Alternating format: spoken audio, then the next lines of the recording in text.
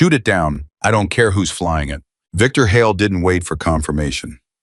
He armed his missile, locked the trembling A-10 in his crosshairs, and fired, then got on the open frequency so every pilot in the sky could hear what came next. That's what happens when America sends a flying museum piece into a real war. His wingman laughed. 2 state-of-the-art fighters, 1 crippled ancient ground attack jet with no escort and no chance. Victor had already started counting this as his 5th kill. He never once looked at the tail marking. He never saw the hourglass. Drop your city in the comments. I want to see exactly how far this story travels. Hit subscribe, and don't you dare leave before the end. The radio call came in at 6:47 in the morning, and it was the kind of call that made experienced pilots go quiet. Hog 27 Tiven, be advised, we have 2 fast movers, inbound bearing 270 closing at Mach 1.4. You are the only asset in the area. Repeat, you are the only asset. Captain Rachel Whitmore did not respond immediately. She let the words settle. She let the weight of them press down on her, the way the Arizona sky pressed down on the canyon floors below her, heavy, flat, and completely indifferent to whether you survived or not. She had been awake for 19 hours. Her back ached from the ejection seat that had never quite fit her frame right, and the Snickers bar she had eaten for breakfast at 3 in the morning was long gone. None of that mattered right now. What mattered was the voice of Captain James Carter coming through the secondary frequency, ragged and desperate. The kind of voice you only heard when a man had stopped pretending everything was going to be okay. Hog 217, we are pinned down. I have 23 men, 2 of them wounded, and the enemy armor is less than 400 meters from our position and closing. We have no air support inbound. We have no artillery. We have you. That is all we have. Please, please tell me you're still up there. Rachel keyed her mic. Still here, Carter. Don't go anywhere. It was the most understated thing she could have said in that moment, and somehow that was exactly right. She pushed the nose of the A-10C Thunderbolt II down and began her descent into Red Canyon Corridor, and as she did, she ran through the checklist the way she always did not, because she needed to not. After 11 years in the cockpit of this machine, but because the ritual of it kept her hands steady and her mind clear. The A-10 was not elegant. Nobody had ever accused it of being elegant. It was west and thick and stubborn, and it made a noise when it flew that sounded less like an aircraft and more like a very large and very irritated piece of industrial machinery. The Air Force had tried to retire it twice. Both times, the wars they were fighting had made that conversation very short. You could argue with the procurement budget. You could not argue with what the Hog did to enemy armor. Rachel had been flying A-10s for 11 years, and she knew this airframe the way you know a person you have lived with for a long time. She knew its moods. She knew the particular shudder it made when the left engine was running slightly hot. She knew the way the control surfaces got heavy and slow when you were carrying a full load of ordnance. And she knew the way they lightened up after you had punched off a few rounds, and the aircraft felt almost relieved, like it had been holding its breath. She knew all of this the way you know things that are deep in your muscles and your spine below the level of thought. What she also knew, and what she was actively not thinking about right now, was that 2 enemy fighters were closing on her position and that she had no escort, no support, no air-to-air missiles of any real consequence, and a jet that had been designed entirely for a different kind of fight. She heard Victor Hale before she saw him. His voice came through on the guard frequency, the emergency channel that every military aircraft in the world monitored, which meant he wanted her to hear him, and he wanted everyone else to hear him too. Attention, American A-10 pilot. You are operating in a contested airspace. You are flying an aircraft that belongs in a museum. Stand down, transmit your position, and we will ensure your safety. A pause, then almost as an afterthought, or don't. Honestly, either way is fine with us. His wingman, whoever he was, laughed. It was not a forced laugh. It was a genuine one, the laugh of a young man who genuinely found something funny. And what he found funny was the idea that this old, slow, ugly aircraft was going to give them any trouble at all. Rachel did not respond on the guard frequency. She keyed her mic to Carter's channel instead. Carter, I need your exact position and the bearing on that armor column. Talk to me. North side of the ridge, about 3 clicks east of grid reference Lima 7. The armor is coming up through the dry river bed from the southwest. 6, maybe 8 vehicles. Mix of APCs and at least 2 main battle tanks. They've got us zeroed, Whitmore. Every time we try to move, they light us up. How long can you hold? There was a pause that lasted maybe 2 seconds, but felt much longer. 20 minutes, maybe less. Rachel looked at the terrain below her. The canyon system here was brutal, a maze of narrow cuts and sheer walls and dead ends that had been killing people for centuries before anyone had thought to fight a war here. She had studied this terrain months ago when she had first been assigned to this theater of operations because that was what she did. She studied things. She prepared. Her instructor at Nellis Air Force Base, a barrel-chested colonel named Hutchins, who had flown A-10s in Desert Storm, had told her something once that she had never forgotten. He had said, "Whitmore, the day you think you know everything you need to know is the day you become a casualty statistic." She had written that down. She had carried it with her for 11 years. She rolled the aircraft into a shallow bank and began mapping out her attack run in her head. Victor Hale's voice came back on the guard frequency, and this time there was an edge to the amusement. "I'm not seeing any reaction from our target. Is the American pilot perhaps having mechanical issues, or perhaps just philosophical ones?" "She might be sleeping," his wingman offered. More laughter. Rachel took one slow, even breath. Then she rolled inverted, dropped through the cloud layer, and dove into the canyon at 350 knots. The ground came up fast. It always did. That was the thing about close air support, that people who had never done it could not quite understand the speed at which the ground went from something abstract and far away to something enormous and immediate and very, very real. In a fighter jet at altitude, you had time to think. Down here in the weeds in the canyon, threading between walls of rock at low level, you did not have time to think. You had time to react. That was all. And reaction time at this level came entirely from preparation, from knowing, from having already made every decision before you ever got here. Rachel had made her decisions. She came out of the canyon on a heading of 045, climbing slightly to clear a ridge, and she found the armor column exactly where Carter had said it would be, grinding up through the dry riverbed dust rising in brown plumes from the tracks of the lead vehicle. She locked it up. The gun computed the solution in less than a heartbeat. She squeezed the trigger. The GOE-8 Avenger is not a subtle weapon. It is a weapon that was built to do one thing: to destroy armored vehicles, and everything else about the aircraft exists to support that single purpose. When it fires at 65 rounds per second, and each round is the size of a wine bottle and made of depleted uranium, and when they hit a tank, they do not bounce. The sound it makes is not a crack or a bang. It is a sound that does not have a good English word for it. It is a low, grinding, mechanical roar, almost like the sound of a zipper on an industrial scale, and it lasts only a second or two, and when it stops, whatever it was pointed at is no longer a problem. The lead tank in the column stopped moving. It stopped moving in the specific way that armored vehicles stop when the crew is no longer present or no longer capable, which is to say it had just ceased in the middle of its forward momentum, and the vehicles behind it began to bunch up and react, and Rachel was already pulling up, climbing, coming around for a second pass. "Hog 217, they're breaking formation." Carter's voice had gone up an octave.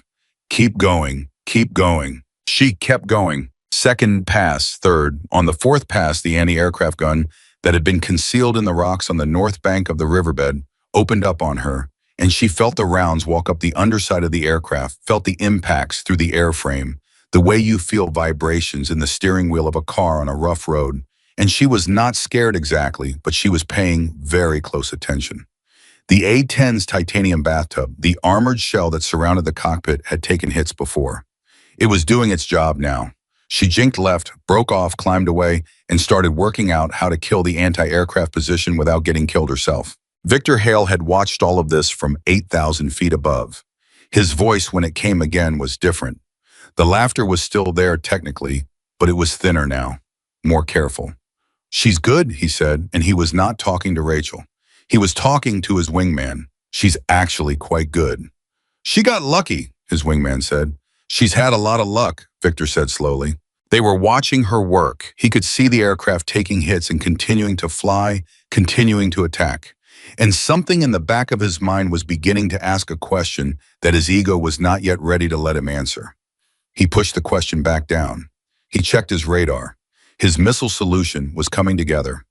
He had the geometry almost exactly where he wanted it. He needed to end this before it got complicated.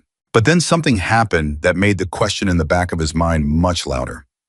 His sensor operator said, very quietly, "Sir, look at the tail marking on that aircraft." Victor looked. On the right tail of the A-10, partially obscured by a dark stain that might have been hydraulic fluid or might have been something else entirely, there was a marking. It was small, but his sensors were very good. He zoomed in. An hourglass, black, old-fashioned, the kind you turned over to measure sand. Victor Hale had been flying combat missions in this theater for 4 years. He had gone up against American aircraft before. He had gone up against very good American pilots. In 4 years of doing this, he had only heard one call sign that made the people on his side of the fence go quiet when it came up in briefings. I had thought that call sign was a legend, an exaggeration, the kind of story that armies told about their enemies to explain why they kept losing. His mouth had gone dry. "Ryan," he said, "yeah. Do you know who Rachel Whitmore is?" A pause. "Should I?" Victor thought about the briefings, about the satellite imagery, about the incident report from 3 years ago that his commanding officer had shown him as an example of what American pilots were capable of at their absolute worst, which in this context meant their absolute best. An engagement over a valley in a place he was not supposed to know the name of, where a single A-10 had held off an entire coordinated ground assault for 40 minutes alone after every other aircraft in the area had been shot down or driven off, where a pilot had simply refused to leave, and by refusing to leave had changed the outcome of a battle that should have ended very differently, where 11 ground troops had come home alive because of what one person in one cockpit had decided to do. "She has a call sign," Victor said. "They call her the Widowmaker." In the silence that followed, Rachel Whitmore was already setting up her fifth attack run. She had heard everything. A-10 pilots are taught from their first day of training that situational awareness is the difference between coming home and not coming home.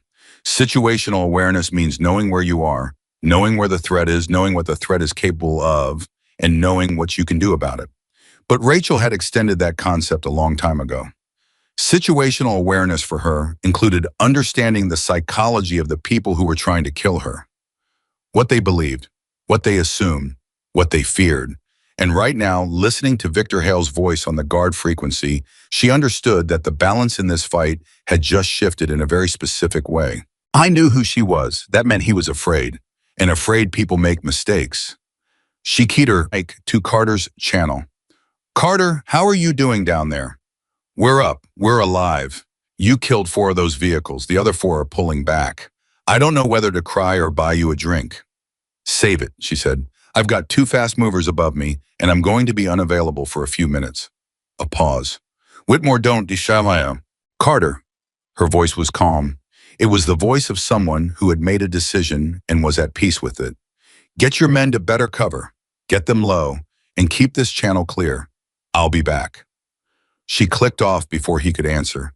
Then she climbed. She climbed toward the 2 aircraft that had every technical advantage in this fight, in an aircraft that was not built for air-to-air combat, with no support, no backup, and no realistic expectation that the next few minutes were going to be anything other than the most dangerous she had ever experienced in a cockpit. And as she climbed, her hands were perfectly steady, because she had a plan. She had, in fact, had a plan since before Victor Hale had said her name, before she had heard the laughter, before the radio call had come in at 6:47 in the morning and told her she was the only asset in the area. The plan had been forming from the moment she had looked at the terrain below her and understood that she was not going to fight this engagement the way her opponents expected her to fight it. She was not going to run. She was not going to try to outperform jets that were faster and more agile in a straight-line engagement. She was going to do what A-10 pilots did.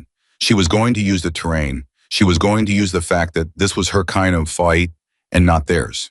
And she was going to use the thing that Victor Hale had just given her without knowing he had given it the knowledge that he knew exactly who she was. Because the worst thing you could do in a fight was let the other person know that they scared you. She leveled out at 4,000 feet and set her heading for the northern entrance to Black Viper Canyon. Victor Hale's radar locked onto her, and she heard the warning tone in her headset. She did not respond. She did not maneuver. She flew straight and slow and completely, utterly visible. "Come and get me," she thought. "That's exactly right. You come and get me." Victor Hale, 8,000 feet above and 2 miles back, watched the A-10 fly a straight, unhurried course into the most confined piece of terrain in the entire operational area. He watched it disappear below the canyon rim. He thought about what he knew, about the call sign, about the hourglass on the tail. He thought about the men in his briefing room who had shown him that incident report. He thought about the valley. And then he made a decision that he would spend a very long time afterward thinking about. He pushed his nose down and followed her in. His wingman followed him. And the canyon walls closed in around them all. Carter crouched behind a shattered stone wall with 19 surviving men, heard the engine sounds shift overhead, the deep grinding roar of the A-10 moving north, and the higher, cleaner shriek of 2 jet fighters going after it. He looked up at a sky he could barely see through the dust and smoke, and he said something under his breath that was part prayer and part profanity, and then he got his people moving to better cover, just like she had told him to do. He was terrified for her. I was also somewhere underneath the terror, quietly and completely sure that she was going to be all right. He had heard stories about the Widowmaker, and the thing about the stories that people always missed, he thought, was that the reason she had survived so many impossible situations was not luck, and it was not even really skill, though she had plenty of skill. It was that she was never ever surprised. Whatever was coming next, she already knew it was coming. Up in the canyon, Rachel Whitmore checked her fuel state, confirmed her gun was loaded, and set her jaw. Whatever was coming next, she was ready. The canyon swallowed them whole. That was the only way to describe it. One moment, Victor Hale was above the ridgeline, sky open in every direction. Radar clean altitude, giving him the kind of God's eye view that made fighter pilots feel invincible. The next moment, he had pushed his nose down and followed that A-10 into Black Viper Canyon, and the walls came up on both sides so fast that his stomach did something it had not done in 4 years of combat flying. It dropped. Not from fear. He told himself that immediately and with great conviction. Not from fear, from the physical reality of terrain that was narrower than he had expected. From the fact that his jet at this speed needed more room to maneuver than this canyon was offering. "Ryan, tighten up," he said. "Stay on my 6. "I'm here," his wingman said. "I've got visual on the target. Don't shoot yet. I want to see what she does." What she did was nothing. That was the maddening thing. The A-10 ahead of them flew straight and slow and completely unhurried, like a truck driver who had made this particular delivery route so many times that the road held no surprises anymore. Victor had expected her to jink, to maneuver, to show some sign that she understood the situation she was in. Instead, she just flew steady as a metronome, and the canyon walls scrolled past on either side, and Victor Hale found himself doing something he almost never did in a cockpit. He found himself thinking too hard. "She's not reacting," Ryan said. "I know." "Why isn't she reacting?" "I don't know." That was the problem. Victor did not know, and not knowing things in a combat environment was the kind of condition that had a very short life expectancy. He had gone into this engagement with every advantage: speed, technology, altitude, missiles, a wingman. He had gone in with the complete and total confidence of a man who had looked at the math and found it entirely in his favor. And now, 90 seconds into Black Viper Canyon, that confidence had developed a crack in it that he could not explain and could not make go away. "Sir," Ryan said, and then there was something in the word that Victor had never heard from his wingman before. Something careful. "The canyon narrows ahead. My systems are showing the clearance drops to about 400 meters in about 20 seconds. "I see it. At our current speed." "I see it, Ryan." Victor pulled back slightly on his throttle. His speed dropped. He watched the A-10 ahead of him, still plodding along at its absurd, unhurried pace. And he made a decision that he would not admit to himself was influenced by anything other than tactical calculation. He decided to slow down, to watch, to let her play whatever game she was playing before he ended it. Rachel heard the change in the engine sounds behind her. She did not need instruments to tell her what had happened. 11 years of flying at low level, 11 years of learning to read the sounds and rhythms of the airspace around her told her that the jets behind her had pulled their throttles back. They were slowing down. They were being cautious. Good, she thought. Cautious was exactly what she needed them to be right now. She reached up and made a small adjustment to her trim, and the A-10 settled into an even slower cruise barely above stall speed for a jet aircraft comfortable and familiar as a front porch rocking chair. She had flown this aircraft at this speed and terrain like this more times than she could count. It was not comfortable for most pilots. Most pilots felt naked at this speed, felt like the aircraft was about to fall out from under them. Rachel felt nothing of the kind. She felt at home. "Carter," she said quietly on the secondary frequency. "Whitmore." His voice was ragged but present. "What's your status?" "I'm in the canyon, 2 bandits behind me. Tell me the latest on the armor." "The 4 that pulled back, they've stopped about 800 meters south of our position. They're not advancing, but they're not leaving either. I think they're waiting to see what happens to you before they decide what to do." "Smart," Rachel said. "How are your wounded?" "Sergeant Torres has a through and through in the shoulder. Specialist Kim took some shrapnel in the leg. Both are stable. Both are angrier than hell, which I take as a good sign." "It is a good sign," Rachel said. "Give them both a message from me." "What's the message?" "Tell them to stay put for about 8 more minutes." A pause. 8 minutes, give or take. "Whitmore." 8 minutes, Carter." She clicked off. Behind her, Victor Hale was talking to his systems operator, and what his systems operator was telling him was not making him happy. The terrain following radar was showing him a canyon that continued to narrow ahead, then widened again into a broader valley about 3 kilometers in. The A-10 was on a direct heading for that widening, which meant that if he was going to take his shot inside the canyon, he needed to take it in the next 60 to 90 seconds before the geometry opened up and the engagement became something more complicated. He armed his cannon. Air-to-air missile in this terrain was unreliable. The seeker heads did not like the clutter from the canyon walls. Gun was the right weapon here. He was a very good gunshot. He had proven that 4 times before. He began to close the distance. "Ryan, I'm going guns. Stay back and cover my egress." "Copy. You sure about this?" "I've done this before." "Not against her." Victor did not respond to that. He pushed his throttle forward slightly and began to close on the A-10 from behind, and he settled his gun sight on the tail of the aircraft, and he was just about to squeeze the trigger when Rachel Whitmore did something that nobody in Victor Hale's 4 years of combat experience had ever done to him. She stopped. Not literally stopped. Aircraft could not stop.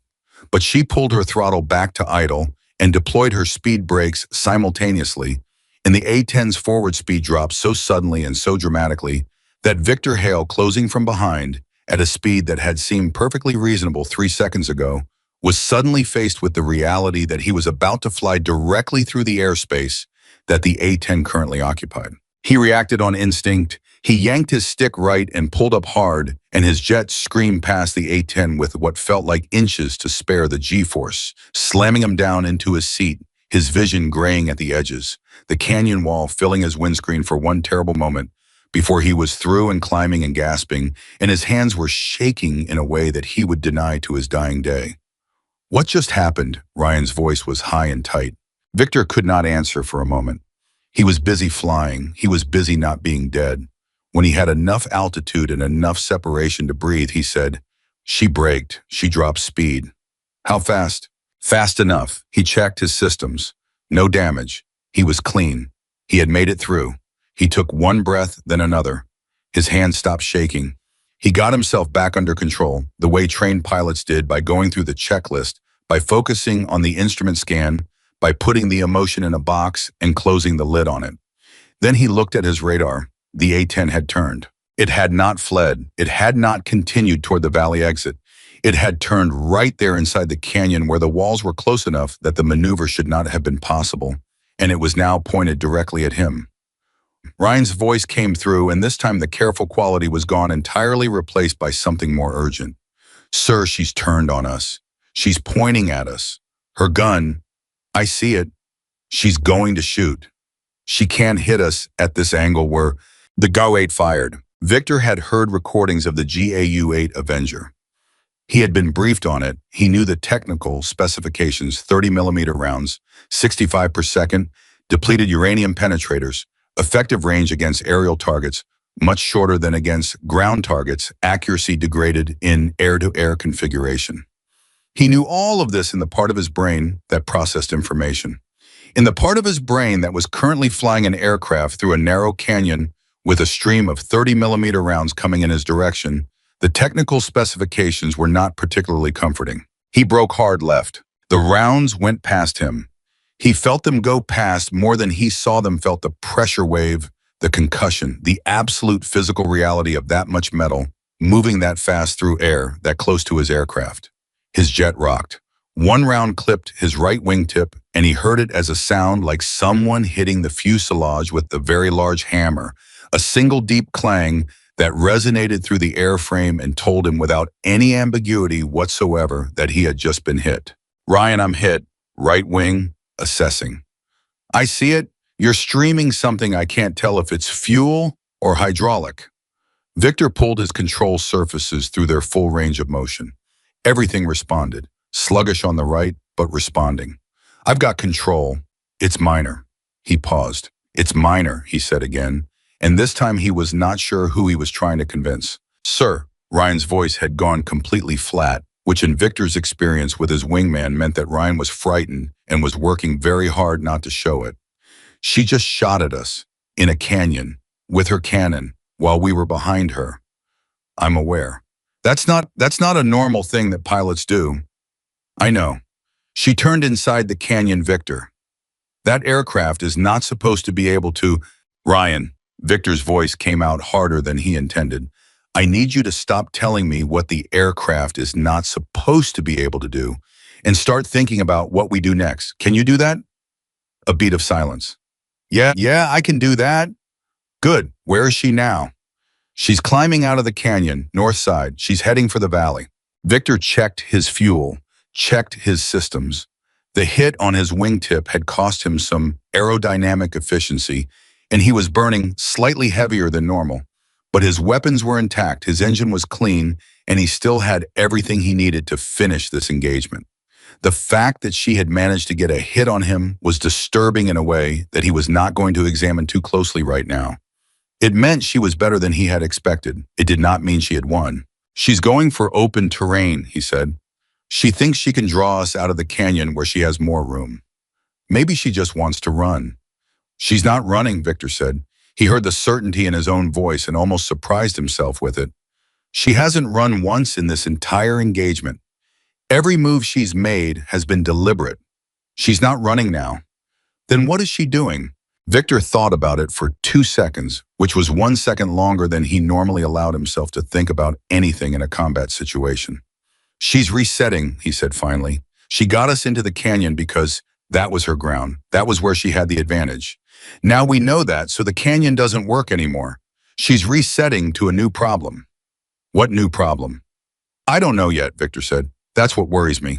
He pushed his throttle forward and climbed out of the canyon into the open sky above the valley and the sudden expanse of space after the narrow confines of the rock walls felt like surfacing from underwater. He took his first full breath in what felt like a very long time. He found the A-10 on his radar. Immediately, it was 3 kilometers ahead of him, climbing slower than him by a significant margin, exactly the kind of geometry that was supposed to favor him completely. It was the geometry he had wanted at the start of this engagement. It should have felt like winning. It felt like a trap. Ryan, come up on my left. Spread to 2 kilometers. I want crossing angles if she tries to turn. Copy. Coming up. They spread out. 2 fighters, a classic pincer, the kind of formation that closed off options for a slower, less maneuverable opponent. Victor had executed this exact maneuver against 3 of his 4 previous kills. It was sound. It was proven. Against a normal A-10 pilot, it was definitive. He kept waiting for the thing that was going to make this not normal. It came from a direction he had not expected. His radio, not his tactical frequency, not his communication link with Ryan, his guard frequency. The emergency channel crackled to life, and Rachel Whitmore's voice came through it for the first time since this engagement had begun. She did not sound frightened. She did not sound desperate. She sounded like someone who was having a conversation they had been expecting and had fully prepared for. Commander Hale, she said, I know you can hear me. I know Ryan Cross can hear me. I want you both to hear what I'm about to say very clearly, because I'm only going to say it once. Victor's jaw tightened. He did not respond. She continued anyway. In about 45 seconds, you're going to see something that's going to make you question whether you've set this up as well as you think you have.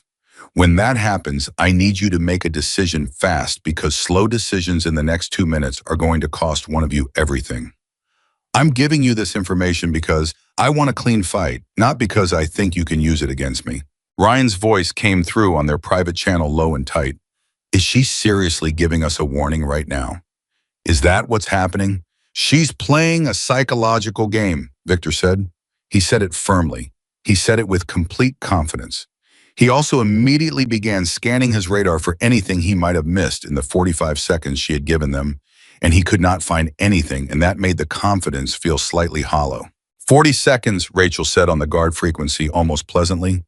Victor checked his missile lock. He had a clean shot. He had a clear solution. He should take it right now and end this conversation in this engagement simultaneously. He told himself that. He absolutely believed that.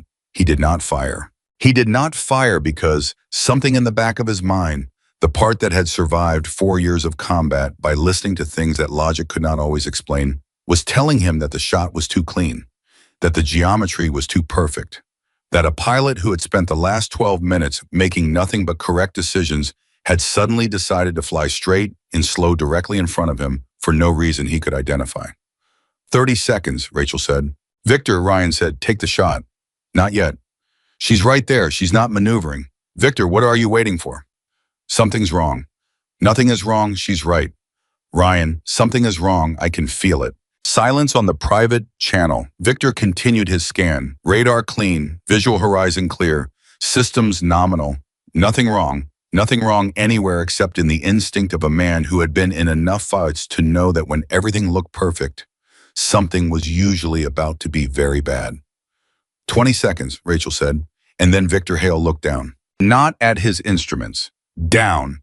Out of the cockpit at the terrain below, because something in his peripheral vision had registered a shape that his brain needed a moment to process. He looked down and he saw the dry riverbed of Red Canyon Corridor, and he saw the smoke from the burning armor that the A-10 had destroyed in the first phase of this engagement, and he saw something else, something that had not been there before, or that he had not noticed before because he had been focused on the aircraft in front of him and not on the ground below. 4 vehicles, not pulling back, not stationary, moving fast northbound along the floor of the valley in a direction that would bring them directly beneath the current engagement inside of 2 minutes. His stomach dropped for the second time in this fight. Ryan, his voice had gone very quiet. Those vehicles on the valley floor, what about them? They're not retreating, they're repositioning. A pause. Repositioning to where? Victor did not answer immediately because he was working out the geometry of where those vehicles were going and why, and when he worked it out, the answer was so simple and so elegant and so completely obvious that he could not understand why he had not seen it before. The A-10 pilot had not been fighting defensively this entire engagement. She had been fighting offensively. Every move from the attack on the armor column to the dive into the canyon, to the deceleration trap, to climbing out into open terrain, every single move had been designed not to survive, but to maneuver, to create a specific geometry, a specific position, the one they were currently in. She herded us, Victor said. She herded us into this exact position. What that's? She herded us, Ryan. That's what she's been doing this whole time. Every move, every turn, she's been moving us here, to this position, above those vehicles. The realization landed in the cockpit like a physical weight. Because if he was right, if the vehicles below were hostile, and if they had man-portable air defense systems, and if they had been maneuvered into position by a pilot who had been thinking 6 moves ahead this entire time, then the clean shot he had on the A-10 in front of him was not a gift, it was bait. The moment he committed to that shot, the moment he fixed his attention on the aircraft in front of him and held his flight path steady, for the 2 seconds the gun solution required, he would be the one who was predictable. He would be the one in someone else's crosshairs. 10 seconds, Rachel said on the guard frequency. Her voice had not changed. She sounded patient and certain and completely terrifyingly calm. Victor yanked his throttle back and broke left, hard pulling 6 Gs in a turn that slammed him sideways in his seat and made his vision go gray at the edges. Ryan, brake, right now, threat below. Ryan's response was immediate and instinctive. He broke right hard, the 2 aircraft peeling apart like a split orange, and the surface-to-air missiles that rose from the valley floor below them pass through exactly the space they had occupied a second and a half before. Not close misses. Close enough that both pilots saw the contrails. Close enough that the threat receivers in both cockpits screamed simultaneously. For 3 full seconds, both men were busy doing nothing except not dying. When Victor came out of his break and reestablished his scan, he found Ryan on his radar. Found the missile contrails dissipating. Found the valley below him in motion as the vehicles that had fired were now scattering. He checked for the A-10. She was gone. Not shot down, not fleeing, gone in the specific way that a pilot disappeared when they had done exactly what they had come to do and had moved on to the next thing while everyone else was still catching up. "Where is she?" Ryan's voice was breathing hard. "Where did she go?" Victor spun his radar. He swept the terrain. He checked altitudes. He checked headings. He found nothing. The A-10 had dropped back into the canyon system below his radar coverage and had simply vanished into the rock, in the dust, in the terrain, and that she clearly knew better than he did. His hands were shaking again. He did not bother denying it this time. "Ryan," he said when he had found his voice, "are you hit?" "Negative. Negative." Victor leveled his wings and took a long, slow breath. "Status on my damage from earlier. You're still streaming something from the right wing. Hasn't gotten worse. Might be a ruptured seal rather than a fuel line." "Okay." Victor processed that. Minor structural damage. Functional aircraft. Still had weapons. Still had his wingman. Still had every technical advantage in this fight, except for one thing that was becoming increasingly difficult to ignore. "She played us," he said. Ryan did not say anything for a moment. Then Victor, that maneuver she just ran, the canyon, the deceleration, herding us over those SAM systems, that wasn't, he stopped, started again. That wasn't one pilot flying defensively. That was one pilot running an entire battle plan. Alone. I know. She knew where those vehicles were. She knew where we would be. She knew. Ryan. Victor's voice was harder than he intended. Harder than he needed it to be, but he needed his wingman focused right now and not spiraling into the very particular kind of awe that was starting to come through on the channel. Awe was a luxury. Awe got you killed. I need you sharp. She's still out there. She's going back to support those ground troops, and we still have a mission. Can you focus? A pause. Then quietly, "Yeah, I'm focused." "Good. She has to come back up out of the canyon system at some point. She's low on fuel and she's running a support mission. She can't stay down there indefinitely. And when she comes back up, Victor said, we will be ready and we will not underestimate her again." It was the right thing to say. It was the professional thing to say. Victor believed it completely. He also knew in the part of his mind that had been tracking this fight with a clarity that was becoming increasingly uncomfortable, that he had said those exact words or words, very close to them, at least twice since this engagement had begun. And each time Rachel Whitmore had demonstrated that ready was a relative term, and underestimating her was something you did repeatedly before you understood why you kept doing it. On the valley floor below, Carter heard the missile launches and went flat behind his wall and covered his head. And when the sound faded and no explosion followed, he raised his head carefully and looked at the smoke trails curving up into the sky above him, and he shook his head slowly. "Torres," he said. Sergeant Torres, shoulder wound dressed and arm in an improvised sling, looked over from behind a chunk of concrete. "Sir, are you watching what she's doing up there?" Torres looked at the sky, at the contrails, at the distant shapes of aircraft moving and turning in the absence of the sound that would mean one of them had stopped moving permanently. "Yeah," he said, "I'm watching." "Have you ever seen anything like that?" Torres thought about it seriously. "No, sir," he said. "I genuinely have not." Carter nodded. He looked at his radio. The frequency was quiet. Rachel had told him 8 minutes. It had been 6.5. He did not know what was going to happen in the next 90 seconds. He did not know how this was going to end. He knew 2 things with absolute certainty: that he had 21 people depending on what happened in the next few minutes, and that the person he had put his faith in had not given him a single reason to doubt that faith since she had first come on his radio that morning. "Get everyone ready to move on my signal," he said. "The moment she clears those vehicles, we are going." "Where are we going, sir?" Carter picked up his rifle and checked the action and looked at the ridge to the north that had been out of reach since this started. "Somewhere safer than here," he said. And the second we're safe, I'm going to find out how to send a bottle of the best whiskey in existence to a woman whose name I only know because everybody talks about her like she walks on water. Torres almost smiled. Almost. Does she?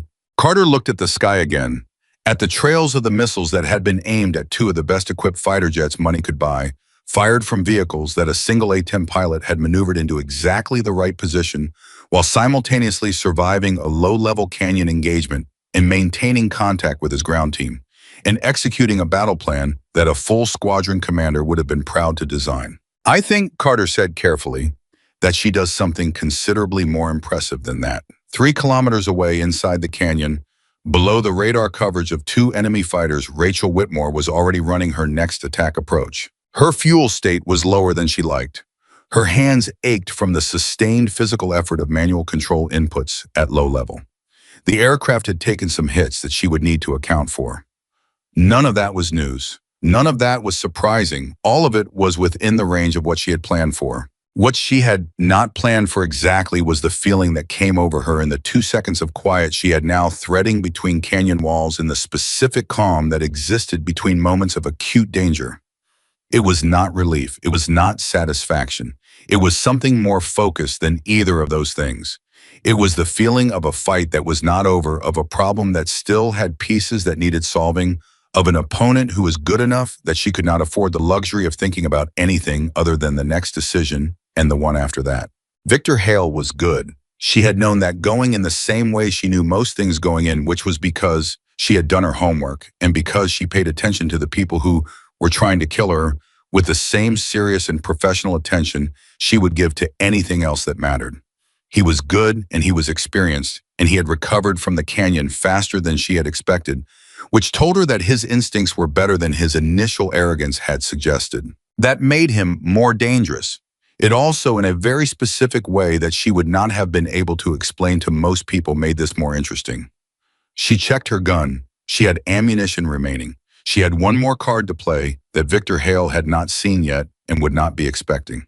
She had fuel for approximately 4 more minutes of combat maneuvering, and after that she would need to make decisions about what was left of this aircraft and what she was going to do with it. 4 minutes. She had won fights in less time than that. She pulled up, cleared the canyon rim, and came back into Victor Hale's sky.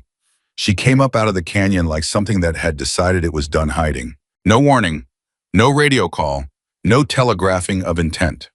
One moment the radar screen in Victor Hale's cockpit showed empty terrain. The next moment there was a return solid and unambiguous. 3 kilometers southwest, climbing hard, and Victor's threat receiver spiked simultaneously because Rachel Whitmore had come up guns hot and already in a firing solution that told him she had computed this intercept geometry while she was still below his radar coverage. She had planned her exit before she made it. Victor broke right on pure instinct, pulling hard his body, absorbing the G-load with the mechanical efficiency of a man who had done this 10,000 times in training and meant it every time. Ryan, she's up. Southwest 3 kilometers. She's climbing. I have her, Ryan said. His voice had a quality to it now that had not been there at the start of this fight. Not panic, something more controlled than panic, but in the same family. Heightened, compressed. The voice of a man who had stopped treating this as a routine engagement and had started treating it as something that required his absolute and complete attention. She's not heading for the valley exit. I know. She's coming straight at us. I know, Ryan. Victor, she is coming straight at us in an aircraft that should not still be flying after what we've put into this engagement, and she is coming straight at us, and I need you to tell me we have a plan.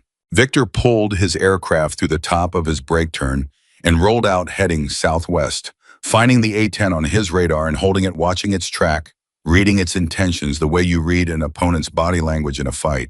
Straight in, no deviation, no feint. Rachel Whitmore was done with subtlety, or she wanted him to think she was done with subtlety, and the difference between those two things was the difference between a trap and a genuine frontal assault, and he could not tell which one this was. He could not tell, and that inability was the most unsettling thing that had happened to him in this entire engagement, which was saying something considerable. The plan, he said, is that we do not let her dictate the geometry this time. She's been controlling this fight from the start by making us react.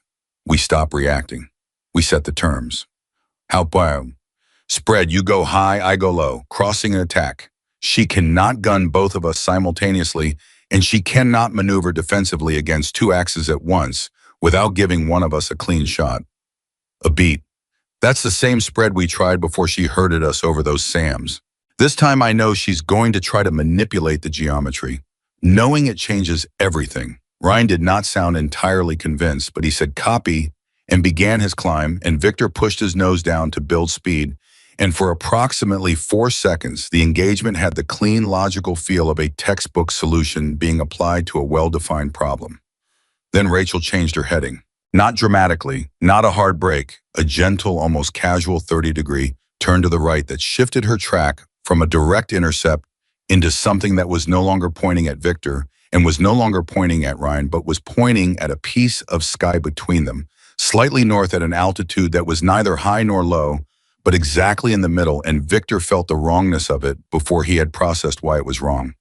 She's threading us, he said. What? She's going between us. She's going to thread the gap between our positions. That's a 30-meter gap at the closure rates she knows the closure rates, Ryan. She calculated this before she came up out of that canyon. Silence. Both men were processing the same terrible arithmetic. If Rachel flew through the gap between them at the current geometry, she would pass within weapons range of both aircraft simultaneously for approximately 2 seconds. 2 seconds in which she could choose to engage either of them or neither, and in which both of them would be in each other's line of fire if they tried to shoot at her. She was not threading the gap because she thought she could survive it. She was threading the gap because she had identified the one piece of sky in this engagement where her adversary's tactical advantage became a liability. She's going to shoot at me, Victor said. Not a question, not a fear, a calculation. She's going to thread the gap and take a gunshot at me at close range because I'm the damaged aircraft. She's going after the weaker element first. Then I engage her as she passes. You'll be shooting through my position. Another silence, shorter this time. Victor, I'm not saying don't do it. I'm saying know what you're doing. If she survives the gun pass, she comes out the other side between us and behind me, and that is the worst geometry I can imagine. He had 3 seconds to make a decision. He made it. I'm going vertical, straight up, maximum climb. Take her out of the geometry entirely and let you have the clean shot without me in the way. If you go vertical, you're a slow target at the top of your climb. I know. Take the shot while I'm climbing. You will have her bracketed against the ground. Take the shot, Ryan. He did not wait for confirmation. He pulled his nose straight up and fed in full throttle, and the G-force shoved him down into his seat, and the sky in front of him became a wall of blue, and he climbed fast and steep and completely, deliberately vulnerable, because sometimes the right tactical decision was also the frightening one, and the only way to find out if it was going to work was to commit to it entirely and not look back. Below him, Ryan Cross had a shot. He had a good shot. Clean geometry, A10, silhouetted against the valley floor. Steady track, everything his targeting system needed to compute a precise firing solution. His finger was on the trigger. He was one decision away from ending this. He hesitated. He hesitated for 1 second, which was 1 second too long, and in that second, Rachel Whitmore did something that his targeting system had not predicted, and that his training had not covered, and that his 4 years of combat experience had never prepared him for. She rolled inverted, not to avoid his shot. The roll took her out of his optimal targeting window. Yes, but that was not why she did it. She did it because, rolling inverted at low altitude, while threading a gap between two enemy aircraft in a slow, heavily armored ground attack jet, was the single most aggressive piece of flying that Ryan Cross had ever seen in his life, and it froze him. Not for long, not permanently, just for the 1 additional second that was all she needed. She passed through the gap. She passed through it, inverted 30mm cannon blazing, and the rounds she fired in that 2-second window of opportunity were aimed not at Ryan, who had the shot lined up, but at the hydraulic lines on the underside of Ryan's aircraft that she had identified 3 minutes ago when he had banked hard right and given her a clean view of his belly. She had been waiting for that shot ever since. The hits were precise, clinical. 3 rounds tight grouping, right where she had been aiming since before she came up out of the canyon. Ryan's cockpit filled immediately with warning lights. His control stick went mushy as the hydraulic pressure dropped, and his flight control surfaces lost their crispness, and his aircraft, which had been performing at the peak of its considerable capabilities 30 seconds ago, became something that required his complete and undivided attention just to keep flying straight. "I'm hit," Ryan said. His voice was flat, professional. The voice of a pilot running an emergency checklist, boxing the emotion doing the job. "Hydraulics, flight controls degraded. I've still got control, but I'm losing pressure." Victor, at the top of his vertical climb, inverted now, and beginning to come back down, heard his wingman's call and felt something cold and specific move through him. Not guilt. He did not have the luxury of guilt right now. Something more operational. The calculation of a man who had just watched the geometry of his engagement change fundamentally in the space of 4 seconds. I had 2 problems now. His wingman was damaged and would need to exit the engagement. And the pilot who had just damaged his wingman with 3 precisely placed rounds while flying inverted through a 30-meter gap between 2 enemy aircraft at low altitude was still in the fight. "Ryan, can you make it to the alternate field at Sierra 7? "Yeah, I think so. Controls are heavy, but I've got them." A pause. "Victor, go." "She let me go." Victor processed that. "Say again." "She had me. After she came through the gap. She was behind me for a second and a half. She had a gun solution and she didn't take it. She broke off. She let me go." Victor looked at his radar. The A-10 was not pursuing Ryan. It was climbing, turning, repositioning, energy management. The kind of flying you did when you were setting up for a different engagement and not the one you had just finished. She had damaged Ryan's aircraft enough to remove him from the fight. She had not tried to destroy it. "She's sending you home," Victor said quietly. "What?" "She's not here to kill us, Ryan. She's here to protect those troops on the ground. You're not a threat to those troops anymore. She's sending you home." The silence that followed had a texture to it, a weight. Ryan Cross was 26 years old, and he had gone into this engagement that morning with the complete confidence of a man who had every advantage, and he was leaving it with a damaged aircraft and a completely revised understanding of what the word advantage actually meant. "Victor," he said, "get out of there. I'm not done." "Victor." "Ryan," his voice was final. "Get to Sierra 7. I'll be on the radio." He heard Ryan's acknowledgement, heard the frequency go quiet, and then he was alone in the sky with Rachel Whitmore and whatever was left of this fight, and he realized with a clarity that surprised him that he was not angry. He had been angry earlier when she had made him look foolish, when she had played the canyon and the Sams and the geometry like a chess master playing someone who thought they were playing checkers. The anger had burned off somewhere in the last few minutes. What was left was something more focused, cleaner. The specific feeling of a man who had come up against something genuinely extraordinary and had made his peace with the fact that he could no longer pretend otherwise. She was better than him. He did not know if she was better enough to win this fight. He had a functional aircraft, full weapons, and he had learned from everything she had thrown at him in the last 15 minutes. Learning was the thing. He had been wrong to be arrogant at the start. He was not wrong now. He was calibrated. He was honest. He knew exactly what he was dealing with. He pressed his attack. He came down from his vertical climb on a heading that put the sun behind him. The oldest trick in the book, the kind of thing that worked because it was reliable and not because it was clever. And he found the A-10 on his radar, and he set his jaw, and he went after her with everything he had left. No games, no finesse. Direct engagement guns, the kind of fight that came down to who could put rounds on target first. Rachel saw him coming. She had known he was coming. She had tracked his vertical climb on her instruments, and she had computed his descent trajectory, and she had known for approximately 40 seconds that he was going to try to use the sun. It was the right call in his position. It was what she would have done. She respected him for it. She also had absolutely no intention of letting it work. She broke hard into the sun instead of away from it, which was counterintuitive enough that it cost Victor 2 seconds of recalculation. 2 seconds during which he had to abort his first trigger pull because his targeting solution had gone from clean to marginal, and a marginal shot at an A-10 was not something she was going to let him waste a burst on. He followed her brake, tightening his turn, pulling G's, and they were in a turning fight. Now a slow, ugly, grinding, turning fight that no one watching from the outside would have described as elegant, but that both pilots understood was as pure and honest as aerial combat ever got. No terrain advantage, no SAMs, no wingman on either side. One aircraft against the other, turning and climbing and descending, each pilot trying to get enough of an angle advantage to make a shot that the other could not avoid. Victor was faster. He always would be faster. That was physics and engineering, and there was nothing Rachel could do about it. Rachel was slower in a way that in a sustained turning fight at low speed stopped being a disadvantage and started being a weapon. A fast aircraft in a tight turn bled energy.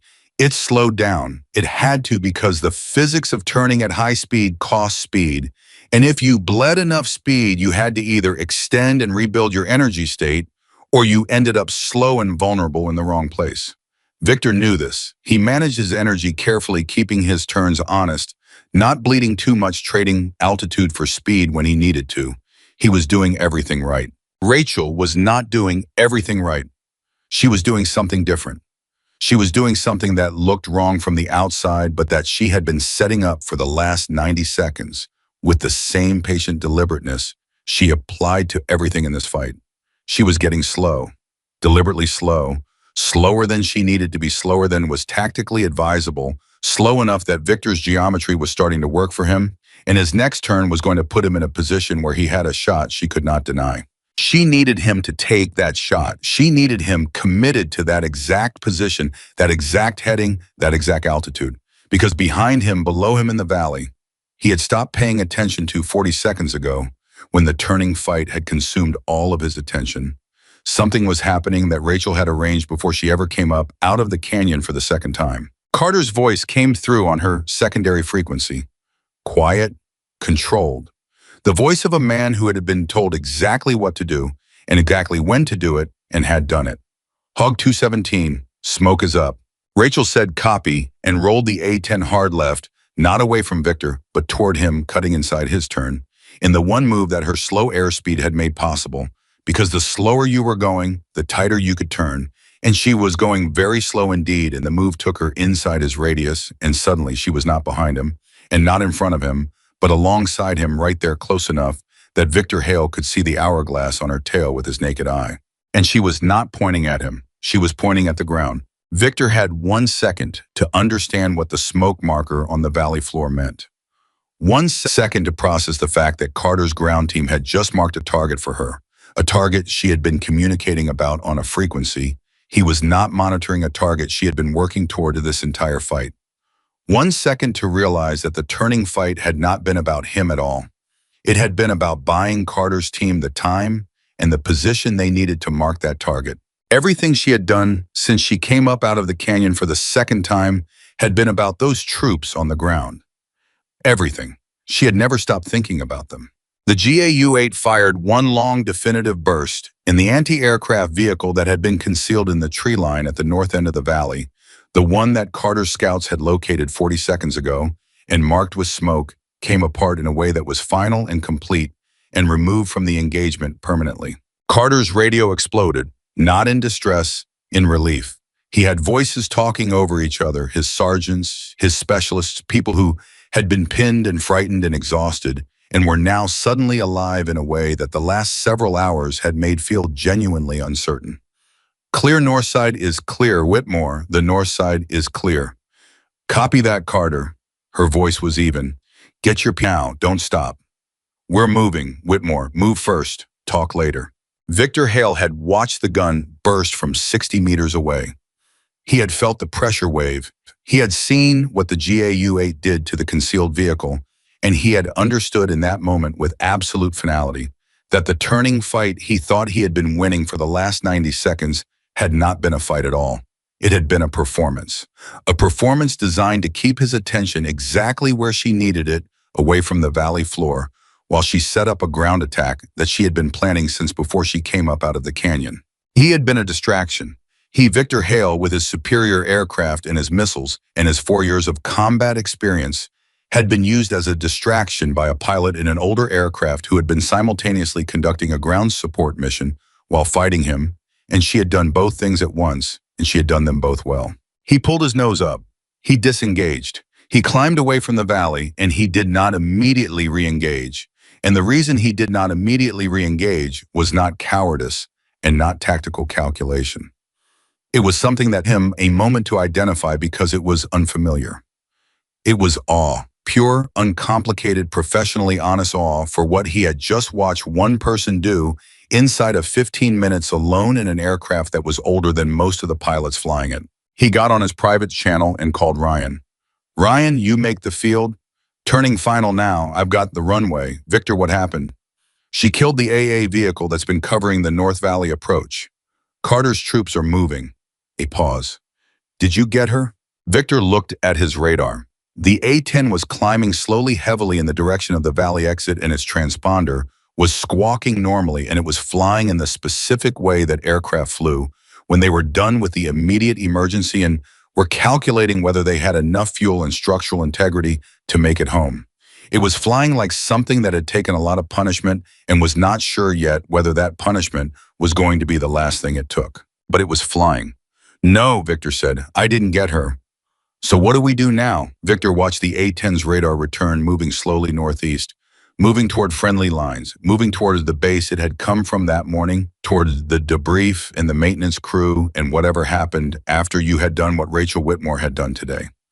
He watched it for a long moment without speaking. Then he said something that he had never said in 4 years of combat flying, and that he would carry with him for the rest of his career, and that he would tell exactly one person about in a conversation years later that he would describe as the most honest conversation he had ever had about what it actually meant to be a pilot.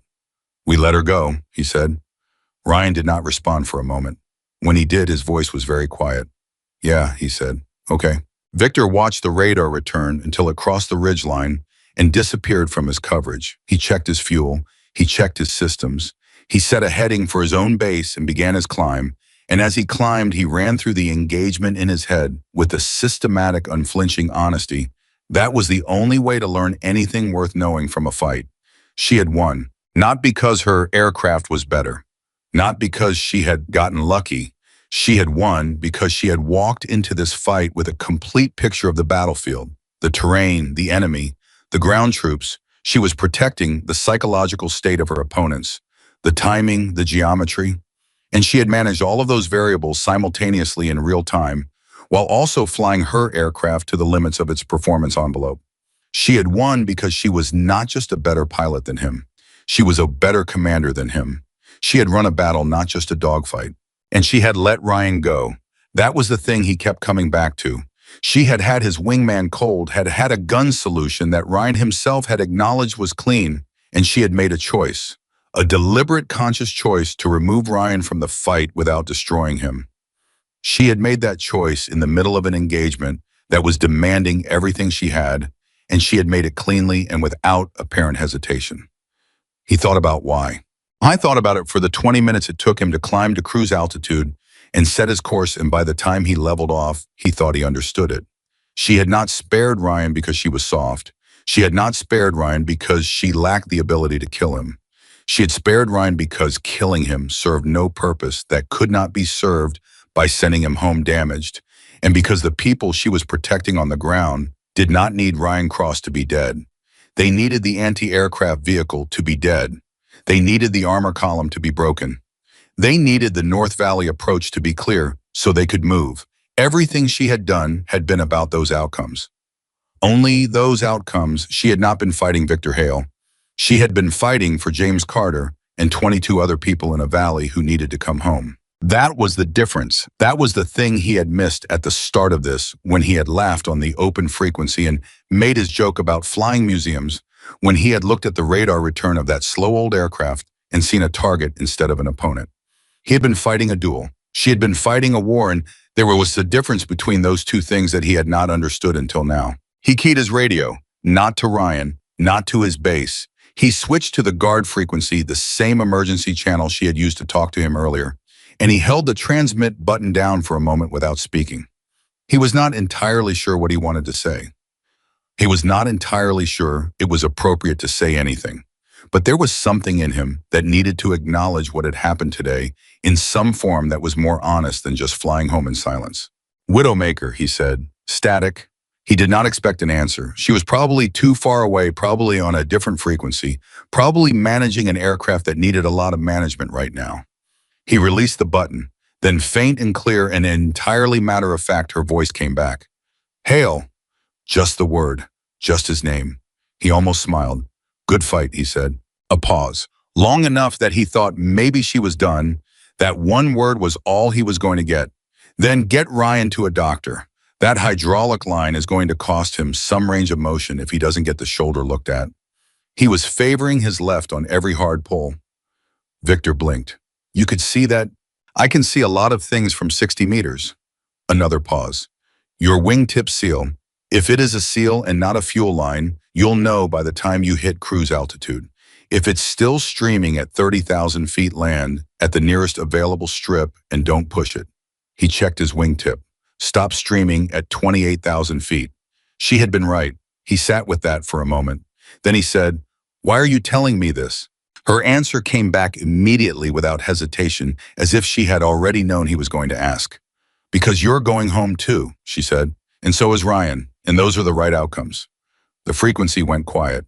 Victor Hale flew northeast in silence, and he thought about those words for a very long time. Below him in the valley that was finally and completely clear, James Carter was moving his people at double time toward the ridgeline in safety, and Sergeant Torres was keeping up despite everything, and Specialist Kim was limping hard, but not stopping, and nobody was saying anything, because sometimes situations were too large for talking, and what you did was move and breathe and trust that the person who had bought you this moment knew what they were doing. Carter looked up once through the dust and the effort in the nooks of his people moving at the sky that had been a death sentence 2 hours ago and was now just a sky. He could see faint against the haze the silhouette of an A-10 turning northeast. Slow, steady. He watched it for 3 seconds. Then he turned back to his people and kept moving because she had told him to move, and he was going to move, and the rest of it could wait until they were safe, and he had the ability to think about something other than the next step and the one after that. 3 seconds later, Sergeant Torres said very quietly and completely without warning, I'm going to remember her name for the rest of my life. Carter did not break stride. Yeah, he said, me too. The A-10 disappeared into the haze, and Rachel Whitmore, alone in her cockpit with one engine running hot in a fuel state that was making her instrument scan feel like a countdown, pointed her aircraft northeast and flew. The left engine started dying at 11:23 in the morning. Not all at once, not dramatically. It died the way things died when they had been pushed past what they were designed to handle slowly in increments, with small warnings that accumulated into something impossible to ignore. The oil pressure gauge dropped 2 points, then 4. Then the temperature started climbing, and the engine note changed from the deep grinding roar Rachel knew like her own heartbeat into something rougher, something that had a catch in it, a hesitation, the mechanical equivalent of a man trying to speak through a wound. She had been flying northeast for 11 minutes since Victor Hale's voice had faded off the guard frequency. 11 minutes of watching her instruments with the specific attention of someone who understood that the information they were receiving was not academic. Every gauge, every readout, every flicker of a needle was telling her something she needed to factor into a calculation that was becoming more complicated by the minute. And the calculation went like this. She had one engine that was running hot and degrading, one engine that was running clean, but working harder than it was designed to work, to compensate for the first structural damage to her right wing that she could feel in the way the aircraft wanted to roll. Right, if she relaxed her left hand even slightly, a fuel state that had moved from uncomfortable to serious in a base that was 43 nautical miles away. 43 miles was not far. In a healthy aircraft, 43 miles was nothing. 10 minutes. You could practically walk it and get there before lunch. In this aircraft right now, 43 miles was a math problem with too many variables and not enough good answers. She keyed her radio. Bravo Control, this is Hog 217. I need a status check on my recovery options. The response came back in about 4 seconds, which told her the controller on the other end had been watching her track and was already ahead of her question. Hog 217, Bravo Control. We see you northeast of Red Canyon at Angels 8. You are 43 miles from Bravo Base. We also have Sierra 7 at 31 miles on your current heading if you turn 5 degrees right. What's your status? Rachel looked at the left engine gauges. The oil pressure had dropped another point while she was keying her radio. I have left engine degrading. Oil pressure down 6 points from normal temperature rising. Right engine clean, but running heavy. Structural damage to right wing roll tendency. Fuel state is critical. I need to know if I can make Bravo base on one engine for my current altitude. A pause. Longer this time. She could hear keys being hit, people talking in the background, the controlled urgency of a command center running numbers they did not want to run. Hog 217 were computing now. Stand by. She did not stand by passively. While they computed, she climbed. Altitude was the currency of emergency flying. The more of it you had, the more options you had, the more time you had to solve problems that did not have clean solutions. She pushed the nose up gently, watching the left engine temperature respond to the increased demand with another degree of rise, balancing the benefit of altitude against the cost to the struggling engine, making the kind of judgment call that no checklist could make for her. Hog 217, Bravo Control. On current fuel state and engine condition, as reported, our analysis shows you can make Bravo base on one engine if you lose the left engine at or above Angels 12. Below that altitude on single engine, your options narrow significantly. Recommend immediate climb to Angels 12 and declare emergency. Rachel had already known this.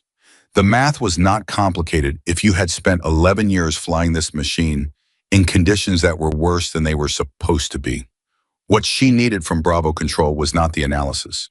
She needed them to know her status so that the right people were in the right places when she arrived, if she arrived, and so that if she did not arrive, someone would know where to start looking. Bravo Control declaring emergency. Hog 217 is climbing to Angels 12 single engine operations. Likely request crash crew on standby and clear the approach.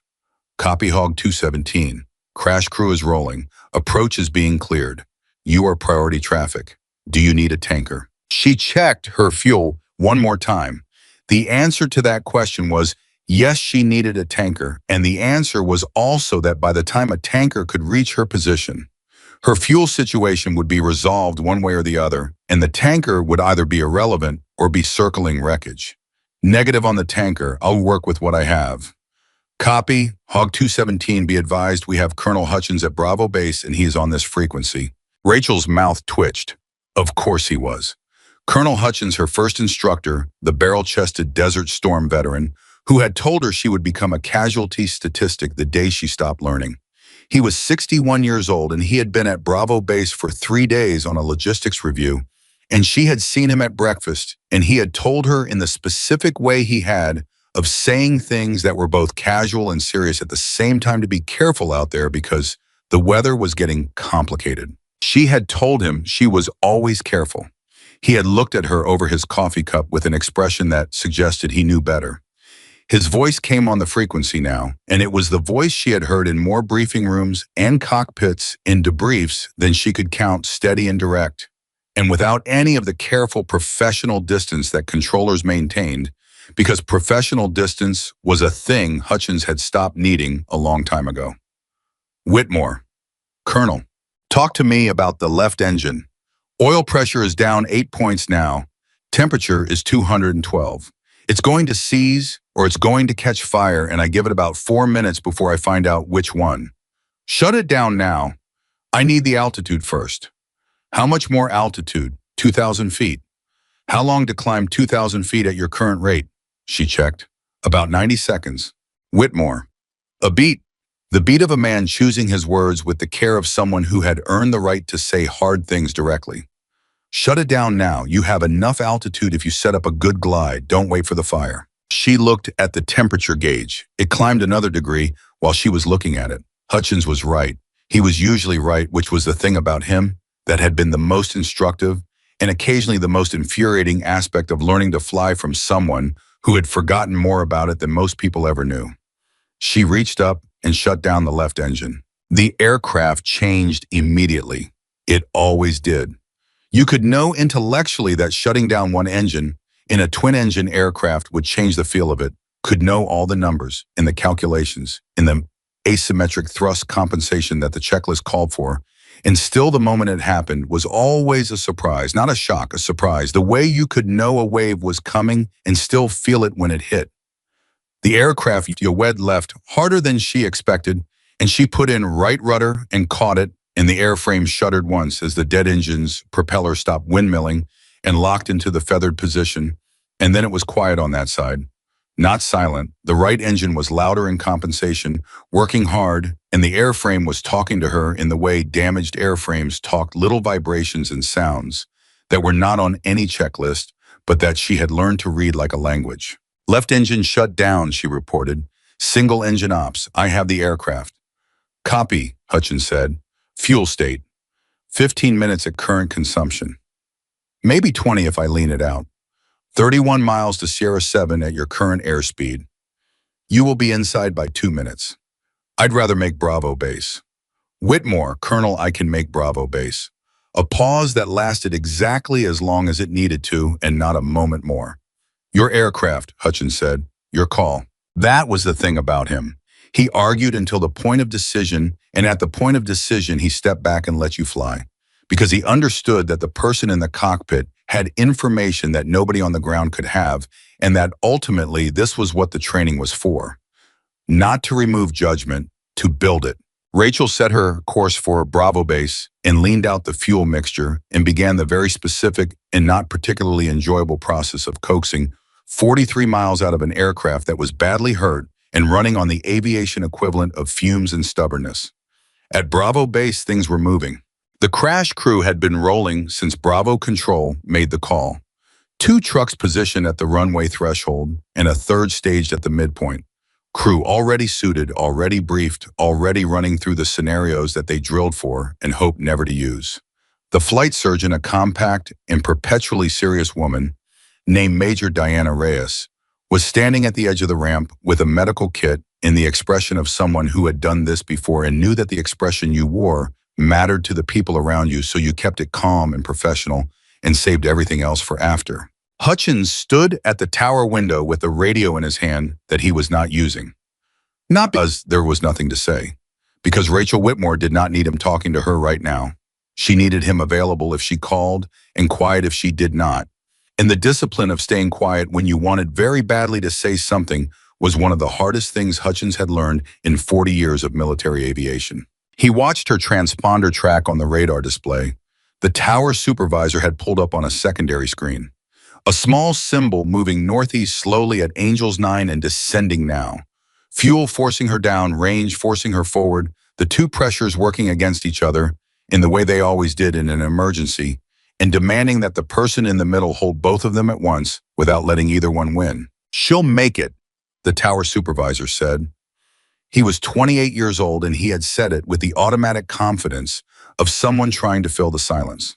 Hutchins did not respond, not because he thought the supervisor was wrong, because he had seen enough of these situations to know that certainty was a luxury and that the only honest thing you could say about the next 12 minutes was that they were going to happen, and that what happened in them was going to be determined by a combination of skill and physics in the specific way that luck ran on any given morning. He was not going to pretend he knew how it ran today. He watched the transponder symbol and held his radio and waited. In the cockpit, Rachel was doing the math continuously, the way you did when the math was the difference between a good outcome and a very bad one. She was running fuel burn against distance, against altitude, against the performance numbers of a single-engine A-10 with structural damage and a roll tendency, and she was finding the margins uncomfortably thin. Not impossible. Thin. The difference between thin and impossible was a difference she had lived inside before, and she knew that thin margins required precise flying, and precise flying required focus, and focus required that she set aside everything that was not immediately relevant to the next 60 seconds. She set aside Victor Hale. She set aside the canyon and the SAMs and Ryan Cross's hydraulic line and the 43 seconds she had spent on the guard frequency at the end of an engagement that she was going to need a lot of quiet time to fully process. She set aside Carter and Torres and Specialist Kim with the shrapnel in his leg. She set aside the left engine sitting cold and dead on its mount, and the fuel gauges that were moving in the wrong direction, and the roll tendency that required constant left-hand pressure and was making her forearm ache. She set all of it aside. She flew. She watched her instruments. She made small corrections. She talked to the aircraft the way you talk to something you had been through a great deal with and trusted more than you could easily explain.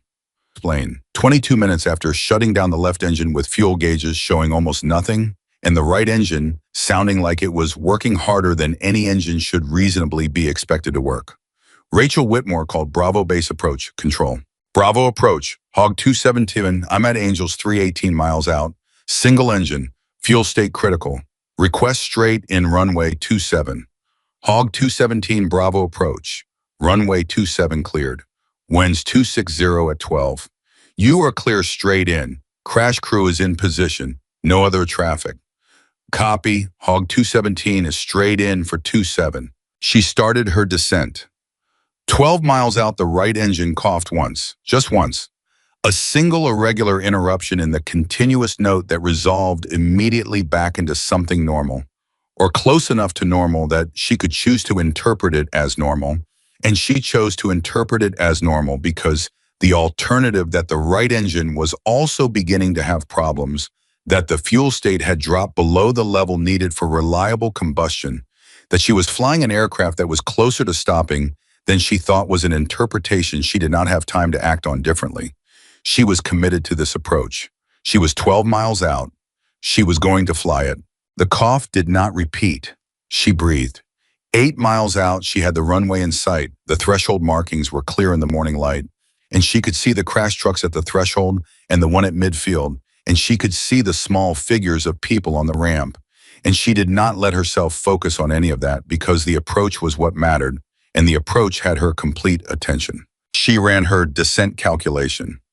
She was slightly high. She reduced power marginally, and the right engine responded, and she was back on profile, and she kept flying. 6 miles. 5. 4. At 4 miles, Hutchins came on the frequency. He had not spoken since she had left his radio range 30 minutes ago, and when he came on now, it was brief and specific and contained exactly the thing she needed. Gear when you're ready, he said. Don't rush it. She lowered the gear. The aircraft shuddered as the doors opened and the wheels extended the drag, increasing the descent.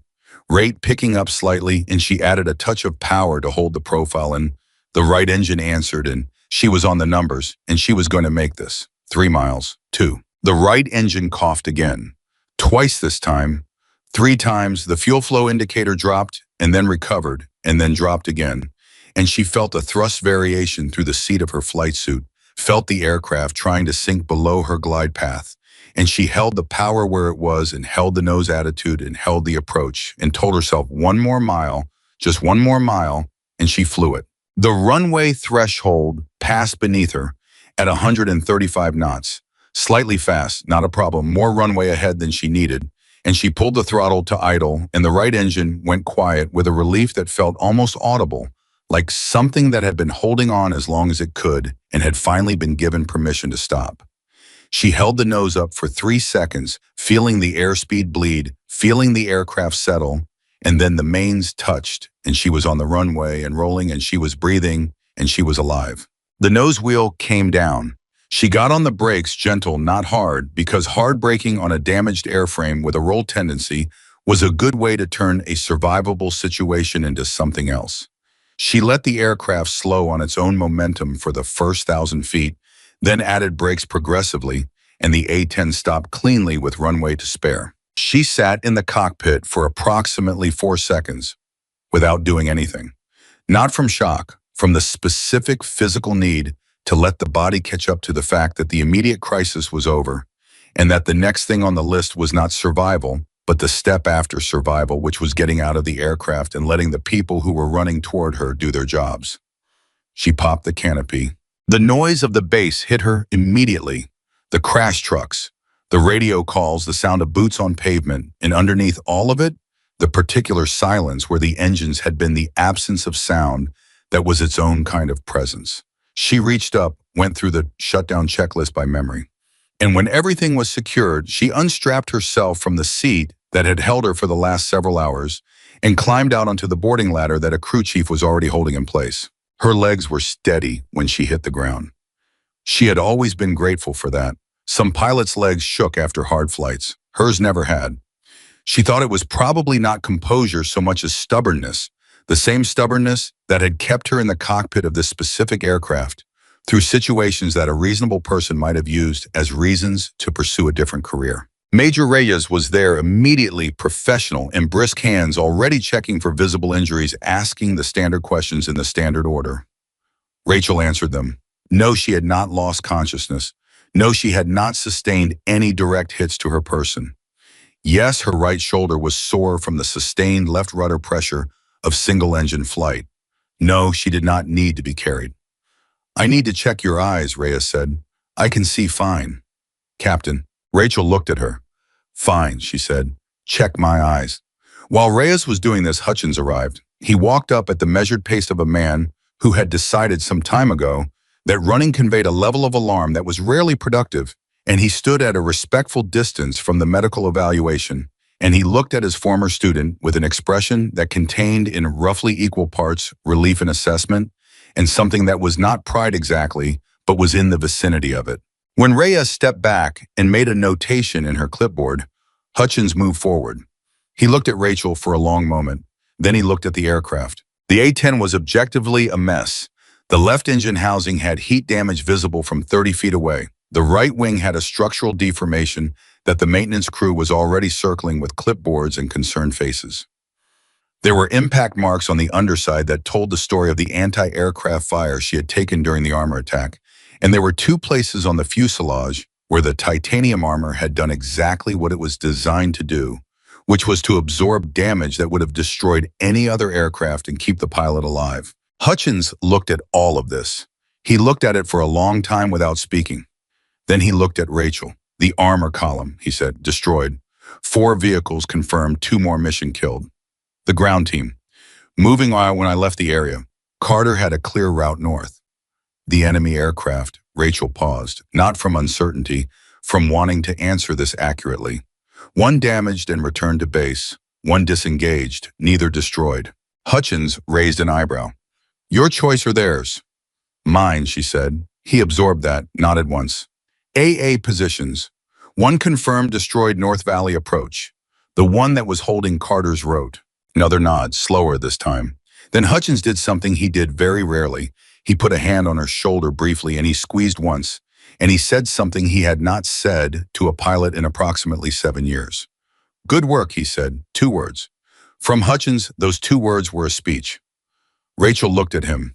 The aircraft needs a lot of work. The aircraft, he said, is standing on its own wheels on a runway when by any reasonable engineering standard it should not be. We will take care of the aircraft. He studied her face. You need food and sleep in that order. I need a debrief first. Whitmore. Colonel, Carter's team is still in the field. There is information in this debrief that the planning cell needs before the next stop. The debrief comes first. Hutchins looked at her for a moment with the expression of a man arguing with a wall. It was an expression he had worn before in the presence of this particular pilot, and he knew from experience that the argument had a predictable outcome. 1 hour, he said, then you eat. Agreed. They walked toward the operations building, and behind them the maintenance crew swarmed over the A-10 with the specific energy of people who had a very large puzzle in front of them and had been trained to love puzzles. The crew chief, a master sergeant named Briggs, who had worked A-10s for 16 years and had seen aircraft come back in conditions that defied the maintenance manuals, walked slowly around the aircraft twice before saying anything. Then he called over his assistant crew chief and pointed at 3 separate locations and said, I want eyes on all of these right now, and somebody get me the maintenance log from this morning. I need to know exactly what this aircraft's baseline condition was when it left the ground. His assistant looked at the engine at the wing, at the fuselage impacts. Chief, he said, how is this thing still in one piece? Briggs put his hand on the fuselage. The metal was still warm from flight. He had done this with aircraft before, put his hand on them after they came back from bad missions, the way you might check on a person who had been through something hard. It was not rational. He did not care whether it was rational. Because that's what they built it for, he said. They built it to come home when everything else would have quit. He took his hand off the fuselage. Get your tools. We've got work to do. inside the operations building. The debrief had already started in the specific way that serious debriefs started, which was that the intelligence officer was already pulling up the radar tracking data and the communications logs and the damage assessment imagery from the drone that had been orbiting the Red Canyon area and recording everything since before Rachel had arrived on station. There were 5 people in the room: the intel officer, a mission planner, a representative from the ground forces, that Carter's team was part of, and Hutchins, and they were all looking at Rachel with the attentiveness of people who understood that the information in her head right now was perishable and important and needed to come out in a form they could use. Rachel sat down. She had a cup of coffee in her hands that someone had put there, and she was drinking it without tasting it because the caffeine was useful and the taste was irrelevant. She started from the beginning, the initial call from Carter, the armor column, the first gun pass, the canyon engagement. She laid it out in the precise chronological order that debriefs demanded, with the specific details that the intel officer needed, and she did not editorialize, and she did not summarize, and she did not leave anything out. When she got to the air-to-air engagement, she described it the same way. No drama, no retrospective emotion. What had happened, when, at what altitude and heading, what she had done, why she had done it, what the results were. The intel officer's pen moved constantly. The mission planner occasionally asked a clarifying question. The ground forces representative was very still and very quiet, and had been since she had confirmed that Carter's route was clear. When she got to the part about sparing Ryan Cross's aircraft, the intel officer looked up. "You had a kill shot and you didn't take it," he said, not accusatory, genuinely curious. The kind of question that had to go in a report and needed an answer that meant something. Rachel looked at him. "He was out of the fight," she said. "His hydraulics were damaged, his maneuverability was compromised. He was not a threat to Carter's team. Killing him served no tactical purpose that wasn't already served by his departure from the engagement. Protocol would support." "I know what protocol supports," Rachel said, evenly, without heat. "I'm telling you what the tactical situation supported. They're the same thing in this case." Hutchins, who had not spoken since the debrief began, said from his position at the back of the room, "Move on." The intel officer moved on. She finished the debrief 22 minutes after she had started it. When it was over, the ground forces representative, a major whose name she did not know, stood up and crossed the room and offered his hand, and she shook it, and he said, "My people are part of Carter's brigade. What you did out there today." He stopped. He was a composed man, and he was having a harder time than he had expected. "Those are someone's kids out there, and they're coming home tonight because of what you did. I need you to know that I know that." Rachel looked at him steadily. "Get them home," she said. "That's enough." He nodded. She believed he understood what she meant. After the room had cleared, after Hutchins had left, to let her have whatever she needed from the quiet of the empty space, she sat for a moment with her coffee, and she allowed herself to do what she had not allowed herself to do at any point in the last 6 hours, which was to feel the weight of it. Not the engagement, not the decisions, the outcome. 23 people who had been in a valley that morning with no way out, and who were now moving towards safety, and who would have children and mortgages and arguments with their spouses and bad days at work and ordinary Tuesdays for the rest of their lives because of what had happened in Red Canyon Corridor between 6:47 and 11:41 in the morning. She did not feel heroic. She never did after these missions. She felt tired in the specific way that came from hours of sustained concentration, and she felt the physical ache of a body that had been through a great deal in a short time, and she felt underneath both of those things the particular quality of emotion that did not have a clean name, but that she associated with the moments in her career when the thing she had set out to do had actually happened. She finished her coffee. She thought about Carter, about Torres, who had been keeping up despite the shoulder wound because stopping was not in his makeup, about Specialist Kim, who was limping but not stopping, about the major whose name she did not know, who had shaken her hand and not been able to finish his sentence. She thought about Victor Hale flying northeast in a damaged aircraft with a lot to think about. She thought about what he had said on the guard frequency. Good fight. And she thought about what she had felt when she said those words back to him, which was not satisfaction and not triumph, but something more complicated, a recognition, honest and clear, that she had been up against someone who was genuinely capable, And that capability, wherever you found it, deserved acknowledgement. The door opened. Reyes came in with a meal tray and the expression of someone who had anticipated resistance and was prepared for it. You said debrief first. Debrief is done. Eat. Rachel looked at the tray. What is it? Pasta and something that used to be a salad. Eat it anyway. Rachel pulled the tray toward her. She looked at it for a moment. Then very quietly she said, "How are the crash crews?" Reyes blinked. "They're fine. They stood down when you landed clean. Make sure they get something to eat too. They were out there for a while."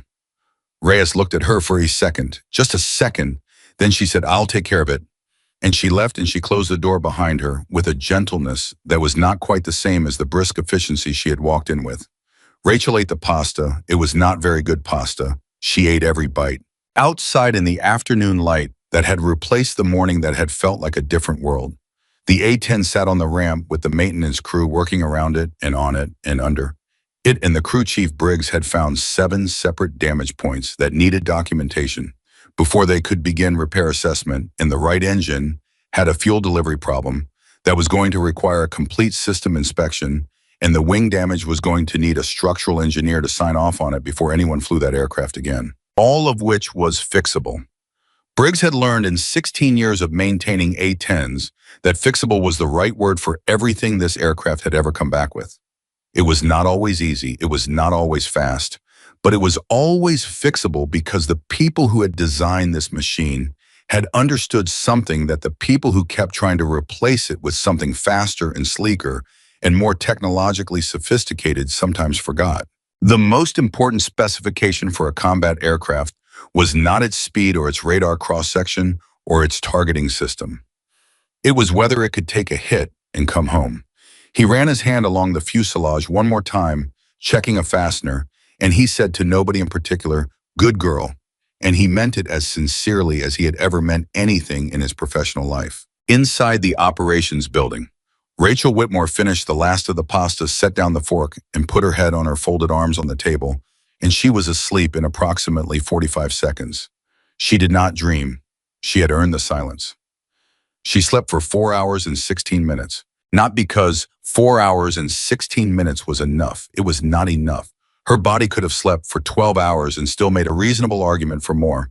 She slept for 4 hours and 16 minutes because that was when her radio went off, placed on the table beside her, by someone considerate enough to leave it within reach and inconsiderate enough to leave it on. And the voice that came through it was Carter's.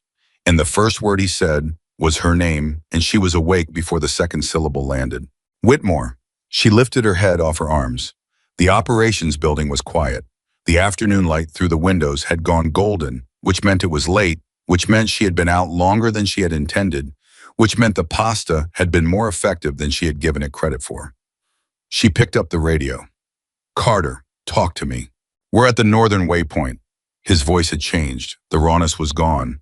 What was there now was something more settled, the voice of a man who had been running on adrenaline for most of a day and had finally stopped running and was dealing with the specific emotional aftermath of that.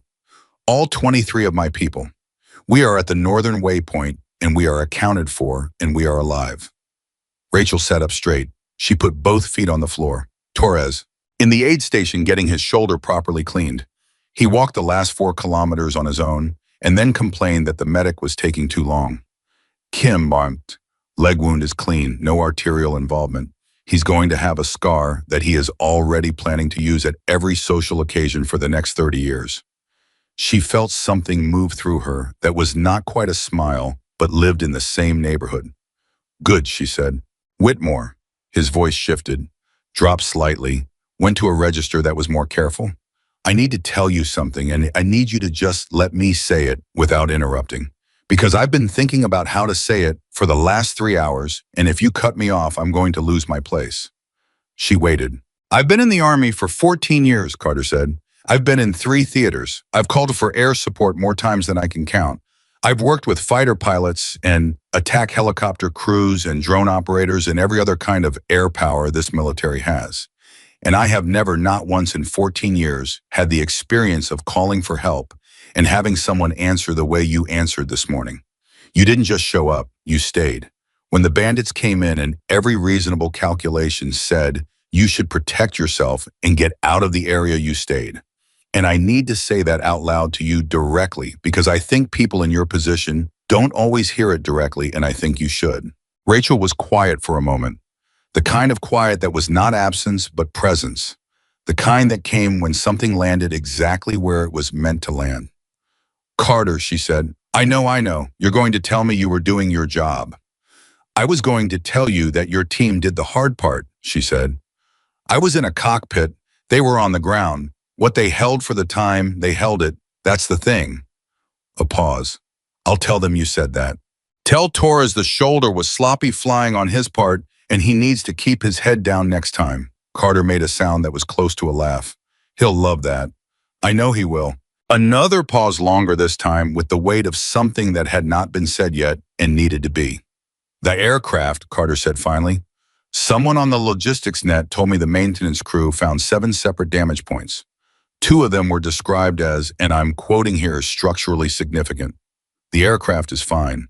Whitmore, the aircraft is fixable," she said, which is the same thing. She heard him exhale, heard the years in it.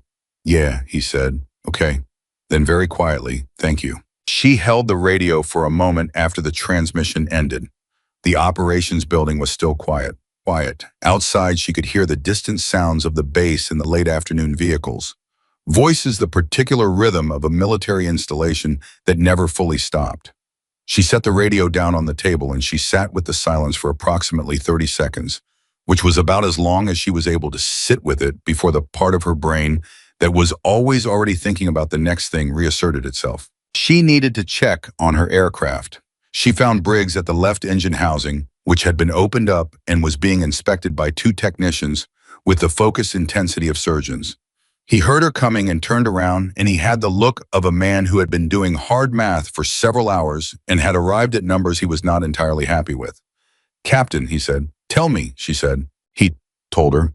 He went through it in the specific, technical, completely direct way that crew chiefs communicated with pilots. They respected, which meant he did not soften anything, and he did not lead with reassurances. "Left engine going to need a full replacement. Not a repair, a replacement. The heat damage to the housing was manageable, but the internal damage from the last minutes of operation before she had shut it down was beyond what could be fixed in the field. Right engine had a fuel delivery issue that was repairable but required parts that were on order. Wing structural damage was documented and waiting for the engineer to assess, but Briggs's personal opinion, offered with the confidence of 16 years, was that it was going to fly again." "How long?" she asked. "Engine replacement alone is 2 weeks minimum, assuming the parts move fast. With the wing and the fuel system, you're looking at 3 weeks before I'd sign off on it." She nodded. 3 weeks was 3 weeks. It was not good news and it was not catastrophic news. It was the specific kind of news that you filed under the heading of consequences and dealt with. The titanium tub. Briggs's expression shifted, just slightly, the way a man's face shifted when he was talking about something that had done its job under conditions that exceeded its design parameters. "Captain, I have been maintaining A-10s for 16 years. I have seen tubs take hits. I have documented impacts that would have killed any other pilot in any other aircraft." He put his hand on the fuselage, the same hand he had put there when she landed, in the same gesture that was half inspection and half something he would not have been able to articulate. "This one saved your life twice today, maybe 3 times. The impacts on the underside, at least 2 of those, would have been fatal in an unarmored cockpit." Rachel looked at the fuselage, at the impact marks, at the specific evidence of what the engineers who had designed this aircraft had understood when they built a 37mm titanium shell around the pilot and built everything else around that. "She did her job," Rachel said. "Yes, ma'am," Briggs said. "She absolutely did." She was walking back toward the operations building when her satellite phone went off. She did not recognize the number. She answered it anyway because after the kind of day she had just had, an unknown number did not feel like something to ignore. Whitmore. The voice on the other end was not a voice she knew. Male, older, with the specific cadence of someone who had spent a long career in environments where information was carefully managed and direct statements were not always the primary mode of communication. "My name is not important right now. What is important is that I represent parties who have a significant interest in the events that took place in Red Canyon Corridor today, and I have been authorized to make a communication that I'd like you to hear." Rachel stopped walking. "Who authorized you?" "Victor Hale." She was quiet for 3 seconds. "I'm listening," she said. "Commander Hale has filed an after-action report with his organization. I have been given permission to share with you informally and off the record that his report contains a full and accurate account of the engagement, including the decision you made regarding his wingman." "That decision was tactical," she said. "It's in my debrief." "I understand that." Commander Hale's report says the same thing. He describes it as a pause. She heard paper, actual paper, which meant this was a man who printed things which told her something about him. A decision reflecting a distinction between winning an engagement and winning a war. He credits you with understanding that distinction more clearly than he did at the start of this morning. Rachel processed that. She processed the fact that Victor Hale, a man who had opened this engagement by laughing at her on an open frequency, had written an after-action report that was both accurate and generous. It told her something about him that she had partially known from the fight itself, from the way he had recovered and adapted, and from the way he had said "good fight" at the end with a sincerity that she had recognized as genuine. He was not a small man. He had been arrogant. Arrogance and smallness were not the same thing. "Tell Commander Hale," she said, "that the feeling is mutual. I'll relay that." Another pause. "There is one additional item." Ryan Cross, his shoulder. "He needs to see someone about it before the next 48 hours, she said. The way he was compensating on his last few pull inputs told me the muscle was already tightening. If he waits more than 2 days, the recovery gets significantly longer. A silence that lasted long enough to tell her the person on the other end was surprised. "I'll pass that along as well," he said carefully.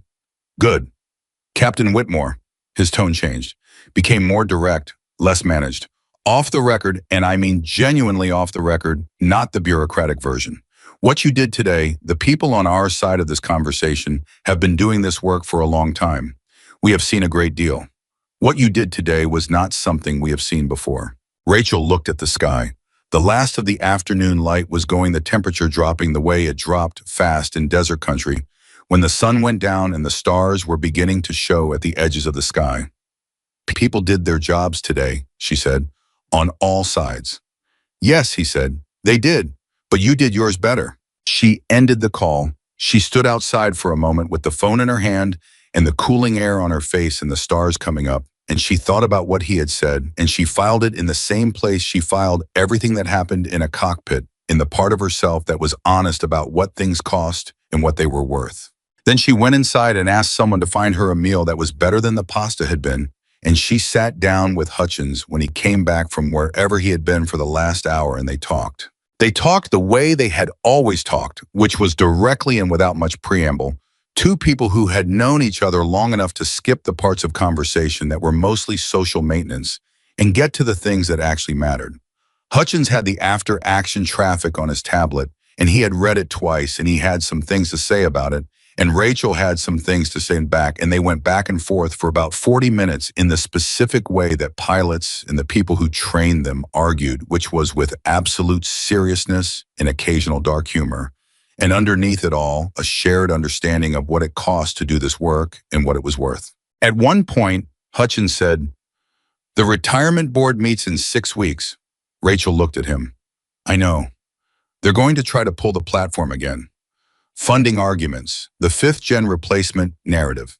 You've heard it. I've heard it every year for 4 years," she said. "This year they have more votes than last year." He set his tablet down. He looked at her with the expression he wore when he was saying something he had thought about carefully. "What happened today is going to be in a report that goes to people who make those decisions, not the official after action. The other kind of report, the kind that moves through certain channels. And I want you to understand that what you did today is not just a mission outcome.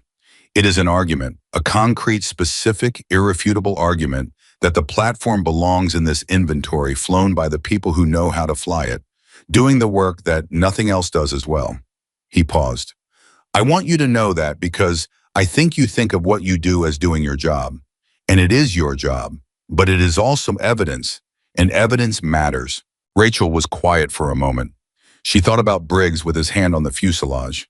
She thought about the two technicians opening up the left engine with the care of people who were going to put it right. She thought about the impact marks on the underside of the cockpit and what they meant about what the aircraft had absorbed so she didn't have to. The aircraft needs to stay in the inventory, she said, not because of what happened today, because of what it does, because of what Carter and his people needed today and what nothing else could have given them. I agree, Hutchins said. Write that down, somewhere official. You want me to make the argument? I want you to make the argument, he said, because you can make it better than I can. I know the history you know today. She looked at her coffee. She had been drinking coffee all day, and it had stopped doing what coffee was supposed to do several hours ago, but she kept drinking it anyway because the ritual of it was something. Give me 2 days, she said, after the debrief is fully processed. You have 2 days, Hutchins said. He left shortly after. She sat alone in the operations building again, but differently than before, not with the weight of the mission pressing down, with something more forward-looking, a problem to solve, an argument to make, the specific focused energy of someone who had decided that the thing that needed to happen next was within reach. She was still sitting there at 9 o'clock in the evening when the door opened and Carter walked in. She had not known he was coming. He had not called ahead. He had apparently, upon delivering his team to the northern waypoint and ensuring they were properly accounted for and in the hands of the people who would take care of the next steps, gotten in a vehicle and driven 2 hours to Bravo Base because there was something he needed to do in person and a radio call was not going to cover it. He looked like what he was, which was a man who had been through a very hard day and had not slept and had not eaten enough and was running on something that was not quite adrenaline anymore, but was the afterglow of it, the particular determination that came after adrenaline. He was still in his field gear. He had a cut on his jaw that had been clean but not dressed. He stood in the doorway for a moment, and he looked at her, and he said absolutely nothing. Rachel looked back at him. Carter, she said. I know I called. He said, I needed to do this too. How did you get here? Borrowed a vehicle from the Waypoint QRF. I'll return it in the morning. He came into the room and sat down across the table from her, and he put his hands flat on the table, and he looked at them for a moment, then he looked at her. Torres wants to buy you a drink. Torres is in the aid station. He's aware of that. He made me promise to relay the sentiment on his behalf. He said, and I'm quoting exactly because he made me repeat it back to him, that when he gets out of the aid station, he's going to find the most expensive bottle of anything that's available in whatever country this is, and he is going to bring it to you personally, and you are going to drink it with him, whether you want to or not. Rachel's mouth did what it had been doing intermittently since Carter had first called, which was almost become a smile. Tell him I'll hold him to it. I will. Carter was quiet for a moment. Kim wants you to know that the scar is in his assessment, going to be extremely impressive, and he is already grateful. Tell him to get some rest. Also already relayed. Carter put his hands together on the table. He looked at her directly the way he had on the radio, the way he apparently did everything with a kind of unguarded honesty that was either his natural mode or something the day had stripped him down to. I need to tell you something that I didn't say on the radio. You said quite a bit on the radio. I know. This is different. He paused. When you told me 8 minutes, when you clicked off before I could respond, I thought, he stopped, started again. I've dealt with a lot of air support coordinators and a lot of pilots, and I know what it sounds like when someone is managing expectations versus when someone actually believes what they're telling you. And when you said 8 minutes and clicked off, I believed you. I don't know why. I had no reason to. You were one aircraft against 2 enemy fighters, and you were low on fuel, and you just come off a gun run against armor. And every rational assessment of your situation said 8 minutes was an optimistic number at best. It was a realistic number, Rachel said. I know that now. I'm telling you what I thought then. He met her eyes. And I believed you anyway. And I need to know, was that confidence or was it something else? Because I've been thinking about it for the last 5 hours, and I can't figure out which one it was. Rachel considered the question. It was the kind of question that deserved a real answer, and she was going to give it one. Both, she said. Confidence that comes from having done the preparation. You believed the number because you did the work before the number mattered. I knew the terrain. I knew the aircraft. I knew what I had and what they had and what the geometry was going to allow. The 8 minutes wasn't a hope. It was a calculation. Carter looked at her for a long time. And if the calculation had been wrong, Then I'd have called you back with a different number, she said simply, and we'd have worked with that. He sat with that for a moment. Then he exhaled slowly, the specific exhale of someone releasing something they had been holding for a long time. Okay, he said. Okay, she agreed. They talked for another hour. Not about the mission, about other things, about where Carter was from, which was a small town in eastern Tennessee that he described with the mix of affection and irony that people from small towns often used when they had left them and made lives that their hometown selves could not have predicted. About Rachel's first solo flight, which she described in the specific detail of something that was still vivid after 11 years because some things stayed vivid regardless of everything that came after them, about what they were both going to do when this particular chapter was over, which was a question neither of them had a clean answer to, but that both of them were willing to think about out loud in the way you could only do as someone who understood the basic facts of the life you were living. At 10:30, Carter stood up. I should let you sleep, he said. You should sleep yourself. There's a cot in the vehicle, he said. I've slept in worse. He paused at the door. Whitmore, if I ever get another mission that looks like today, if I ever have another morning where the math doesn't work and the assets aren't there, and the choice is between bad and worse. He stopped. He found the end of the sentence. I hope you're on the radio. She looked at him steadily. If I'm on the radio, she said, we'll work it out. He nodded. He left. She heard the vehicle start outside and pull away, and the sound faded and the bass settled into its nighttime rhythm, and she was alone again in the quiet. She did not sleep this time. Not yet. She opened the notebook she kept in her left breast pocket, the one she had carried since Nellis, the one that had Hutchins's words written on the first page in handwriting that was slightly younger than her current handwriting. She opened it to a blank page near the back, and she wrote for approximately 20 minutes. And what she wrote was not the argument Hutchins had asked for. That would come later in the proper format with the source data and the operational record and the language that moved through official channels. What she wrote now was the thing underneath the argument, the reason the argument mattered, the reason she had climbed into that cockpit at 6:47 in the morning and had not come out of it until 43 nautical miles and several lifetimes later. She wrote about what close air support actually was, which was not a capability description or a budget line or a platform comparison. It was a promise. It was the specific promise that the person on the ground in the worst moment of the worst day would hear an engine overhead and would know that they were not alone, that someone had come, that the answer to the radio call was yes and not later and not we're working on it and not the math doesn't support the risk. Yes. She was there. She was staying, whatever it took. She wrote that it was not about the aircraft, though the aircraft mattered enormously, and she would fight for it with everything she had because it was the right aircraft for this work, and the people who wanted to retire it were wrong.